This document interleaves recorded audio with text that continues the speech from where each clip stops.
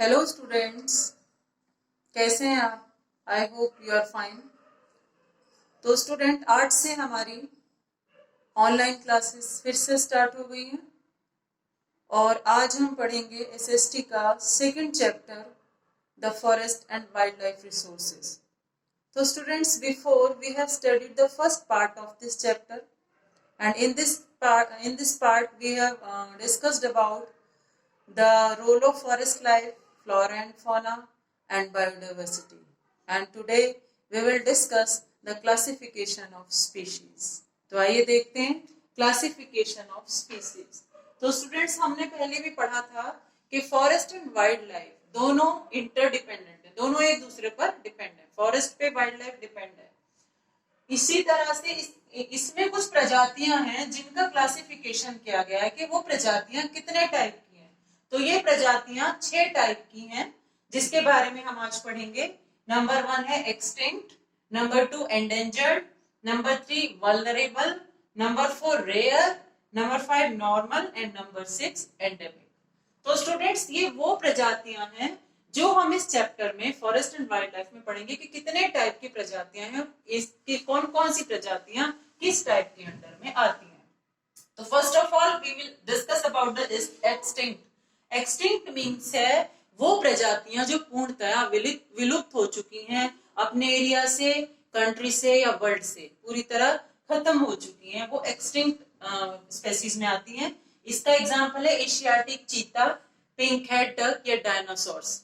तो ये सब इसी के अंडर में आता है, ये सारी प्रजातियां विलुप्त हो चुकी हैं। सेकंड हमारा आता है एंडेंजर्ड। एंडेंजर्ड स्टूडेंट्स वो स्पीसीज होती हैं जो खतरे के कगार पर हैं, यानी खत्म होने के कगार पर हैं। इट मींस खत्म होती जा रही हैं, पूर्णतः नहीं हुई है बट खत्म होती जा रही हैं। इनमें क्या उदाहरण आता है? Indian rhino, Indian wildest, across river gorilla. ये हैं, अभी भी हैं, लेकिन ये विलुप्त होते जा रहे हैं, यानी खतरे में हैं। थर्ड हमारा आ जाता है वल्नरेबल स्पीसीज। वल्नरेबल स्टूडेंट्स वो स्पीसीज होती हैं जो अब खतरे की चपेट में आ रही हैं। चपेट, वल्नरेबल मींस होता है चपेट।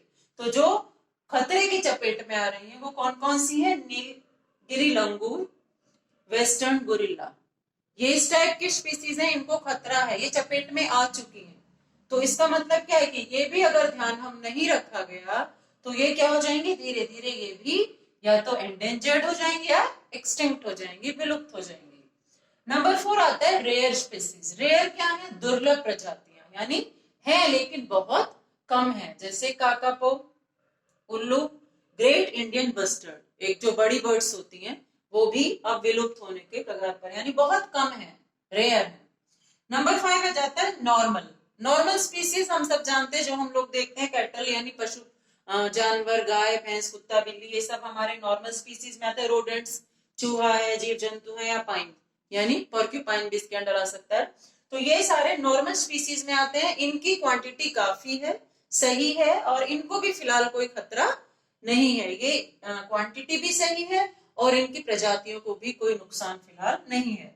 नंबर 6 आ जाते हैं एंडेमिक।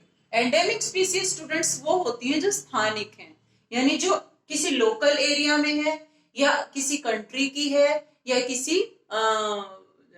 जगह की है। जैसे हमने इंडियन जायंट स्क्विरल और नीलगाय। अब नीलगाय क्या है? लोकल एरिया में, यानी यूपी में हम देखते हैं कि नीलगाय होती है, उसी तरह किसी और दूसरे लोकल स्थान पे हो सकती है, तो स्थानिक कहलाती है, यानी कि किसी लोकल एरिया में ये हो सकती है। तो ये हमारे 6 टाइप्स के स्टूडेंट्स क्लासिफिकेशन ऑफ स्पीसीज के, और ये हमने समझे, और इससे आगे का जो हम पढ़ेंगे वो हम नेक्स्ट वीडियो में देखेंगे। Thank you.